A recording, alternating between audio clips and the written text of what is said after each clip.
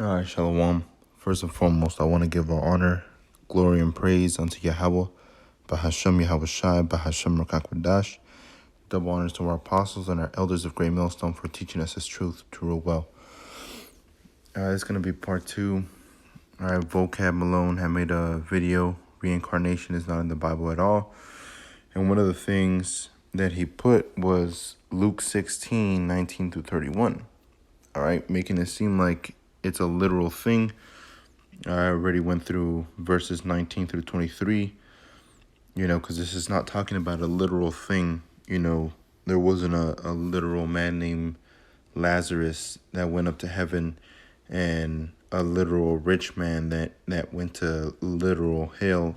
All right, because the word hell is talking about the grave, the pit, all right, death, and the heaven that it's talking about there in this passage is talking about the chariots when salvation comes. All right, when salvation comes, the poor, all right, the poor and contrite spirits, which are the Israelites, the elect, all right, they're going to be comforted by Yahweh Hashem Yahushai, all right, and that's representation through Abraham. But the rich man, the rich people of the world, all right, and most importantly, Esau, Edom, all right, he's going to see that Abraham, that the sons of Abraham, the sons of Isaac, and the sons of Jacob, they're going to be comforted, That's why it says that in verse 25. But in verse 24, Luke 16:24, it says, "And he cried and said, Father Abraham, have mercy on me and send Lazarus, that he may dip his finger in water and cool my tongue, for I am tormented in this flame." All right, but why did the rich man say that? And first and foremost, why did they say Father Abraham?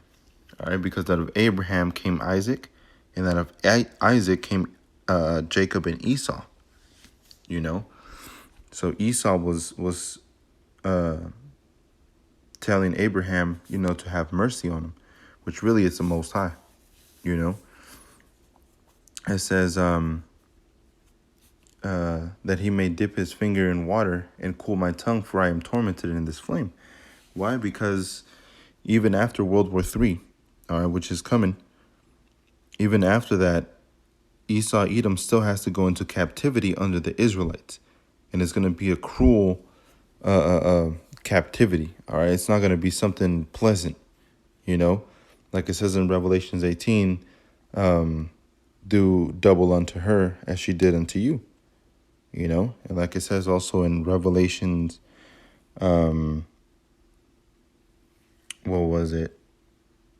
Revelations 13 and verse 9 and 10, it says, those that lead into captivity shall go into captivity.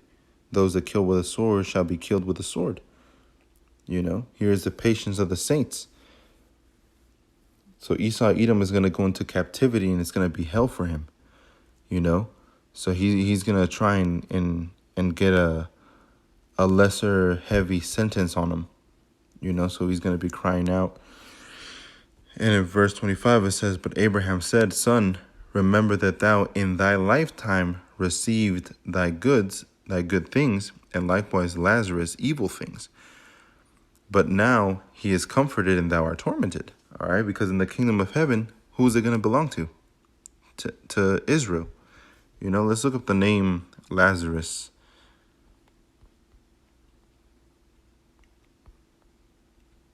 Let me see. Past it. Lazarus, whom God helps. All right, Eleazar, Elizar.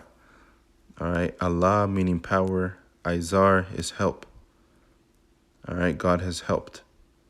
You see, so that's really the meaning of the name that Yahweh Shai put forth as the name Lazarus.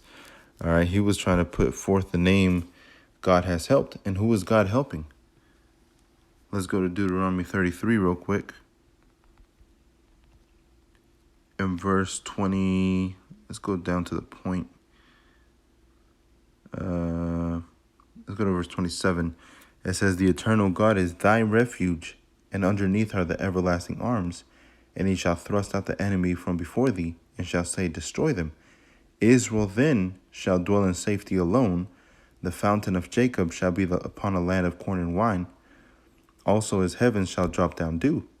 Happy art thou, O Israel, who is like unto thee, O people, saved by Yahweh, the shield of thine help, and who is the sword of thine excellency, and thine enemies shall be found liars unto thee, and thou shalt tread upon their high places. You see? Because Israel eventually will have the upper hand, all right? And they're gonna be helped by the Most High. And that's why Yahweh Shai chose the name Lazarus, all right, which is Allah and then Izar, all right? Allah, God, or power. Izar is help. The Most High has helped, all right? And who is he helping? Israel. That's who he's coming back for, to save, you see?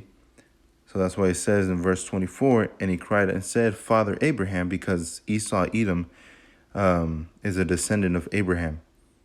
All right, it says, have mercy on me and send Lazarus, all right, which are the Israelites, that he may dip his finger in water and cool my tongue, all right, because the command is going to come from the Most High.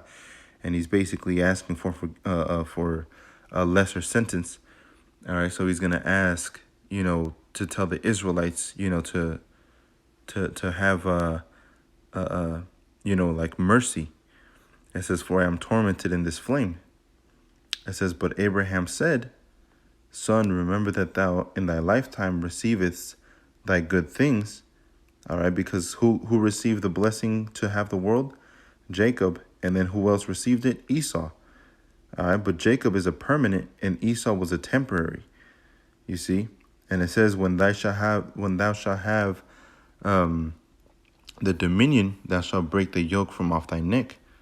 All right, saying that he was going to be in possession of everything. You see, that's why it says, thou in thy lifetime receivest thy good things, and likewise Lazarus evil things.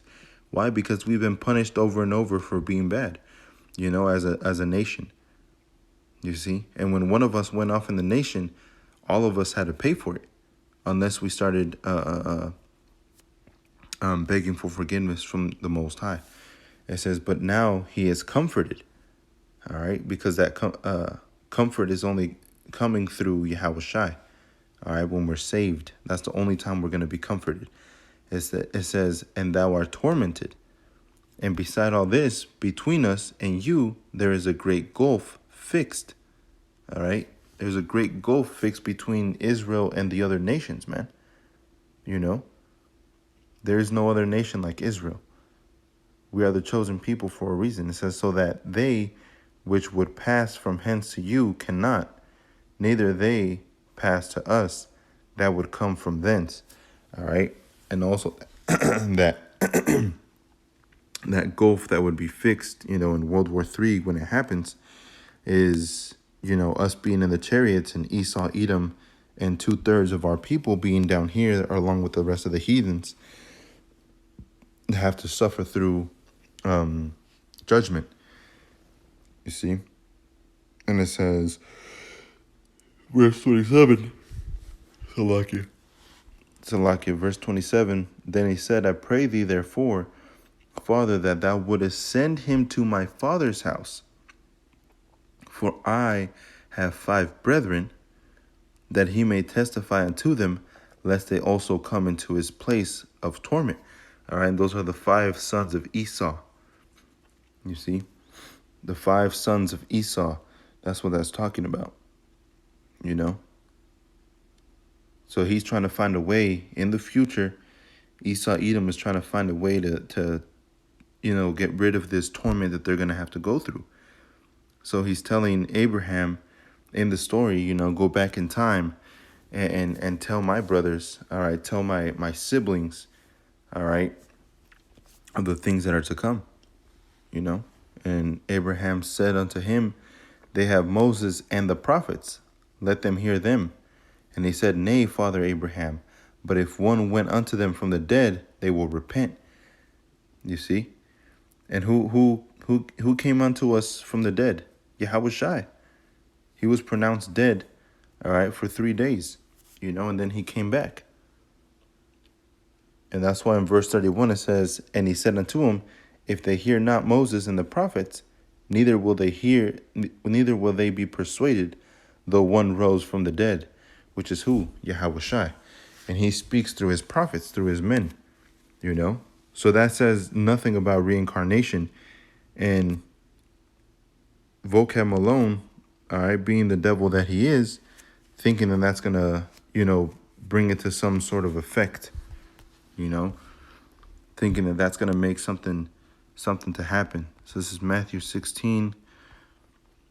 And let me see. Let me start off at verse 13. Matthew 16 and 13. It says, when Yahushua came into the coast of Caesarea Philippi, he asked his disciples, saying, whom do men say that I, the Son of Man, am? And they said, some say that thou art John the Baptist, some Elijah, and others Jeremiah, or one of the prophets. He saith unto him, but whom say ye that I am? Now my question is, if there's no such thing as reincarnation, why did the Israelites say that Yahushua was either John the Baptist, Elijah, Jeremiah, or one of the major prophets? Why would they believe in that? Why would they believe that Yahushua was a major prophet? Come back. Because the spirit, all right, belongs to the prophets. The spirit of the prophet belongs to the prophets. And I brought that out in the first video. The spirit of the prophets belongs to the prophets. So if you were, John the Baptist in the past, you're going to come back as a prophet. If you were Elijah in the past, you're going to come back as a prophet. If you were Jeremiah, you're going to come back as a prophet, or any of the prophets. But Yahushua is a great prophet. So Yahushua, was seen as a great prophet, and that's why they said either Elijah or Jeremiah or one of the prophets. Why would they say that if they didn't believe in a reincarnation? Verse 15, he saith unto them, but whom say ye that I am? And Simon Peter answered and said, thou art the Messiah, the Son of the living power. And Yahushua answered and said unto him, blessed art thou, Simon Bar-Jonah, for flesh and blood hath not revealed it unto thee, but my Father which is in heaven. And all in all, that's the only person that can reveal this truth to you, man.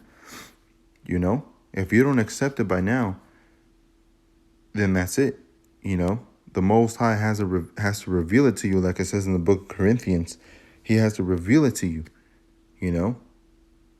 I have planted, Apollos has watered, but it was the Most High that gave the increase.